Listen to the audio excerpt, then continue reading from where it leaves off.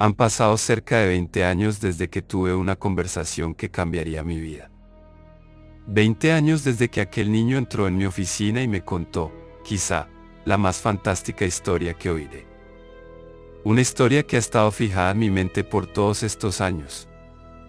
Claro, no creí nada de ello, pero ahora, luego de tanto, luego de la vida que he vivido desde esa conversación, no puedo sino revivir ese día con remordimiento y, finalmente, miedo. En ese entonces era rector de una escuela primaria en Northamptonshire, a solo unos 6 años de retirarme. Un niño llamado Christian fue enviado a mi oficina por encerrar otros 2 estudiantes en el armario de la sala de computación, donde también guardábamos el equipo para las clases de ciencias que se impartían en la escuela. Lo conocía, sabía que era buen alumno, por un tiempo tuvo un puesto en el consejo estudiantil. Siempre me había parecido muy listo y un tanto retraído. Aunque no ese día. Estaba haciendo un gran escándalo, según recuerdo, por querer venir a hablar conmigo. No está bien, esto no está bien, repetía una y otra vez mientras Julia, su profesora, prácticamente lo traía a cuestas.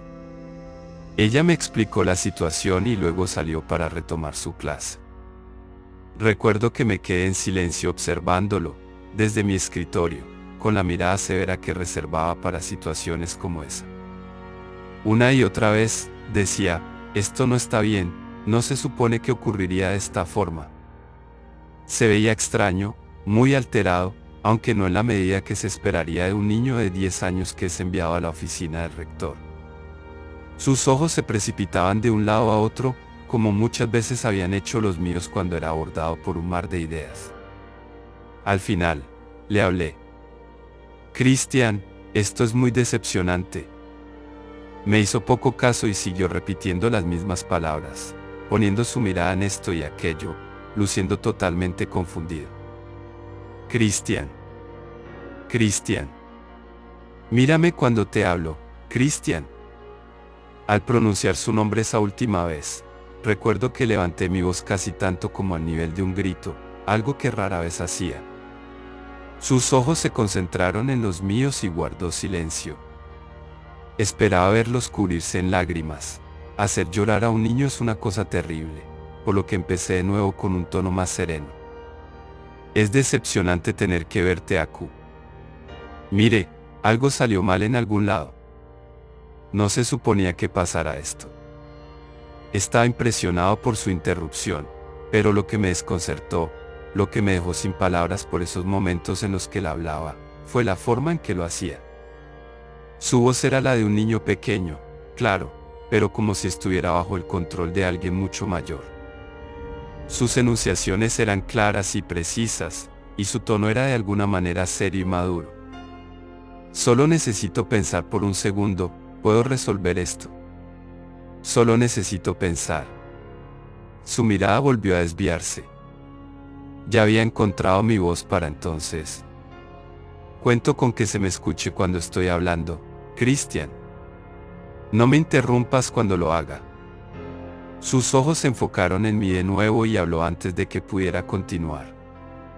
Claro, claro, está bien.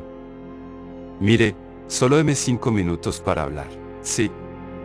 5 minutos, es todo lo que pido.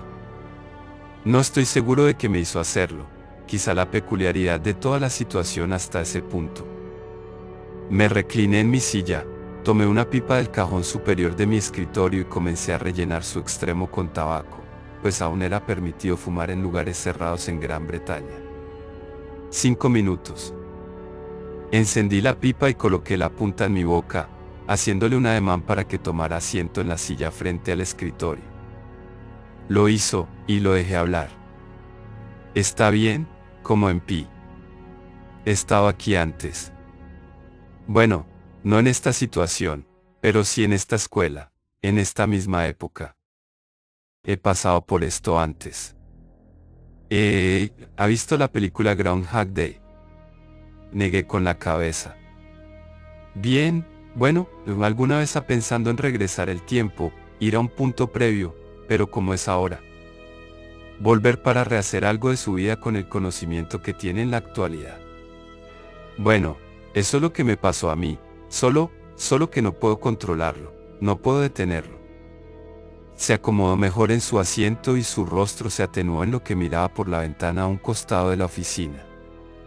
Tuve una vida normal hasta mi 30º cumpleaños, y entonces desperté como un niño de 4 años, de vuelta en una casa donde no había vivido por 24 años. Suena genial, ser joven de nuevo, teniendo la oportunidad de volver y hacer las cosas mejor, pero es una pesadilla. La primera vez, me lucí. Había sido un profesor de filosofía antes de volver, así que podía hacer matemáticas avanzadas, citar a Shakespeare, tocar el piano, era divertido. Se me consideraba un niño prodigio. Pero toda la atención que me había ganado le fue arrebatada a mi hermano menor. No era el mismo hermano que había conocido antes. Y lo que era peor, por primera vez, vi que sus ojos se pusieron vidriosos, y su tono de voz impávido se rajó. Con tanto tiempo y esfuerzo puesto en mí, mis padres nunca tuvieron más hijos aparte de nosotros dos. Había tenido otro hermano y una hermana antes, y de pronto ellos no existían, y era por mi culpa. Intenté contarle a los demás lo que estaba sucediendo, pero es algo difícil de probar. Predije resultados de los deportes que aún no habían tenido lugar, hice advertencias sobre desastres naturales. Cuando se volvió claro que mis predicciones eran ciertas, fui llevado a ser analizado. Drogado. No tiene idea de cuán largos pueden ser 20 años en reclusión. Guardó silencio por un tiempo, observando la ventana perdidamente. Luego, sus ojos volvieron a mí. Pero ocurrió de nuevo. Desperté una mañana en la casa de mis padres, 26 años menor. Esa segunda vez mis padres tuvieron 2 hijos más, pero no eran el hermano y hermana que debían ser. Eran diferentes, los otros se habían ido. Ahora, si intento traer a los primeros de vuelta, estoy retirando a 2 niños de la existencia. No puede imaginarse la culpa. Luego se paró y se acercó para verme por encima del escritorio. Su cabeza apenas se asomaba sobre este. Ahora necesito su ayuda. Esta es mi 12ª vida. Creo que si puedo hacerlo todo bien, si logro mantener todo como se supone que debería ser, quizá podrá seguir así. Quizá no tendré que seguir haciendo esto. No debía haber sido enviado aquí, no se supone que usted hable con mi madre sobre esto. Mire. Tomó un bolígrafo y un trozo de papel y comenzó a garabatear algo en él. Me lo entregó luego de un momento. He olvidado lo que escribió exactamente, alguna prueba matemática muy compleja, o eso parecía ser. Ningún niño de 10 años sabe hacer tal cosa. Tomó otra hoja más y, muy agitado, comenzó a escribir. Nombres, fechas, eventos. Me la pasó. Sé que no parece tener sentido ahora, pero solo mire. Todas estas son cosas por suceder, ya verá, tómela. Apueste en los resultados, gánese un poco de dinero. Pero, por favor, no interfiera ahora, o de nuevo. No se supone que se involucre en esto. Solo recuerdo una pequeña parte de la conversación después de eso. Era ridículo lo que me decía, ¿cómo podía creerle? Le dije que parara de hablar tantos disparates y lo mandé de vuelta a su clase. Cité a su madre a mi oficina cuando llegó para traerlo a casa y le conté sobre su mala conducta y extraño episodio. Pero sí me quedé con su lista, conservándola en el estudio de mi casa. Leí en un periódico unos años más tarde que Christian se suicidó, cerca de la fecha cuando me dijo que su segundo hermano debería nacer. Luego descubrí que su madre tuvo un aborto espontáneo. Me preguntó ahora si eso habrá sido obra mía. Quizá, de haber hecho las cosas como él me pidió que las hiciera, todo hubiera tomado un rumbo distinto. Quién sabe qué efecto pudo haber tenido esa conversación con su madre. Ahora es la tarde del 21 de julio de 2021, el día antes de que Christian cumpla 30.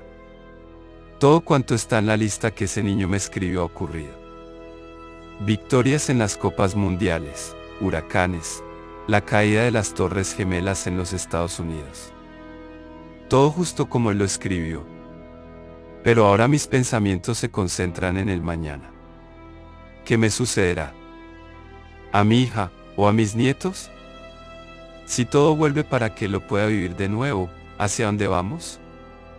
¿Seguiremos, ahora que él se ha ido, o simplemente nunca despertaremos, y solo desapareceremos? He tenido una larga vida y he hecho muchas cosas, pero nada me persigue tanto como aquella conversación, y nunca he sentido tanto terror como siento hoy. Si realmente comenzamos de nuevo, me gustaría escucharlo la próxima vez.